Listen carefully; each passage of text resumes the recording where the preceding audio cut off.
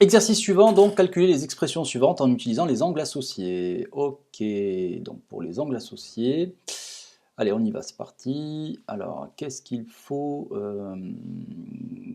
voir? Alors on a C qui vaut cos de pi sur 7 plus cos de 9pi sur 14 plus cos de 8pi sur 7 plus cosinus de 23pi sur 14. Alors, cherche pas trop, d'accord, je veux dire, enfin quand je dis cherche pas trop, part pas dans toutes les directions. Quand on a quelque chose comme ça, le but du jeu c'est de réduire l'expression, d'essayer de voir, comme on a vu à l'exercice précédent, il doit peut-être y avoir des choses qui s'annulent, d'accord.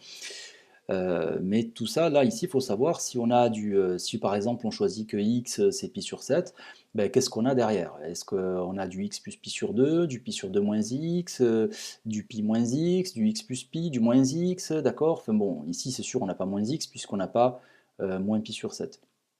Donc il faut regarder après derrière, qu'est-ce que c'est 9pi sur 14 par exemple par rapport à pi sur 7? Qu'est-ce que c'est 8pi sur 7 par rapport à pi sur 7? Alors pourquoi j'ai pris pi sur 7? Parce que c'était, bon voilà, euh, pi sur 7 est une mesure principale, voilà, donc voilà, j'ai pris pi sur 7. Bon. Alors, déjà, je peux établir le lien entre pi sur 7 et 8pi sur 7, d'accord? Donc là, 8pi sur 7, c'est très clair, c'est égal à 7pi sur 7, 7pi sur 7, plus pi sur 7, d'accord? Donc on obtient pi plus pi sur 7, et ça, c'est cool. Et cosinus de pi plus pi sur 7, comme on sait que cosinus de pi plus x, c'est moins cos x, eh bien les deux vont s'annuler. Donc ça, bam, déjà pour démarrer. Après, cosinus de 9pi sur 14 par rapport à pi sur 7. Alors pi sur 7, c'est aussi 2pi sur 14. 9pi sur 14, donc ce serait égal à 9pi sur 14, c'est égal à 7pi sur 14, du coup, plus 2pi sur 14. D'accord? C'est-à-dire 7pi sur 14, c'est-à-dire pi sur 2, plus pi sur 7. Ben ça c'est cool aussi, parce que le cosinus de pi sur 2 plus x, c'est moins sinus x. Ensuite j'ai 23pi sur 14. Alors pour 23pi sur 14, alors 23pi sur 14, qu'est-ce que ça peut être? 23pi sur 14 est égal à 21pi sur 14 plus 2pi sur 14. Ça vaut 3pi sur 2, plus 2pi sur 14. Bon, ok. Et 3pi sur 2, c'est pi plus pi sur 2. Bon, je peux arriver à me débrouiller sans problème, mais le but c'est que toi, tu arrives à te débrouiller sans problème. Bah, j'ai peur que la plupart d'entre vous n'arrivent pas à se débrouiller avec ça. Donc on va chercher un chemin encore plus facile. J'ai essayé d'établir un lien entre 23pi sur 14 et pi sur 7. Pourquoi tout simplement ne pas essayer d'établir un lien entre 9pi sur 14 et 23pi sur 14? Voilà. On va regarder.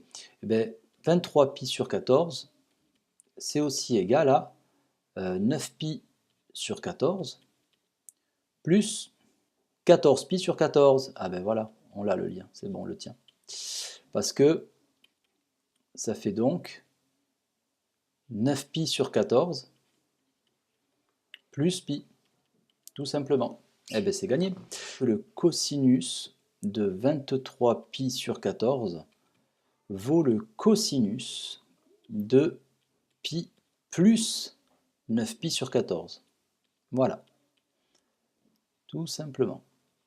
Le cosinus de pi plus x, c'est égal à moins cos x. Ce qui veut dire que ça fait ici moins cosinus de 9pi sur 14. On sait que le cosinus de 8pi sur 7, c'est égal au cosinus de pi plus pi sur 7. Et le cosinus de pi plus pi sur 7, c'est moins cosinus de pi sur 7. Ben voilà, hein. Donc, tout ça va être égal à 0. Puisque cosinus de pi sur 7 plus cosinus de 8pi sur 7, ça fait cos de pi sur 7 moins cos pi sur 7, ça fait donc 0.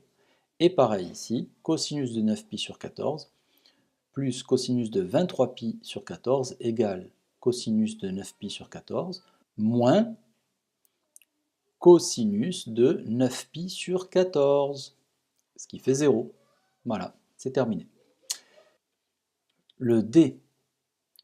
Alors le D, bah, même système, hein. Franchement, on va pas se casser la tête.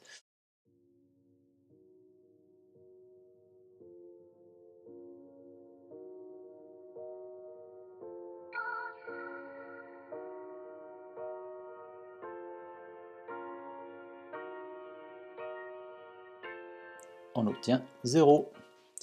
Voilà, fin de l'exercice.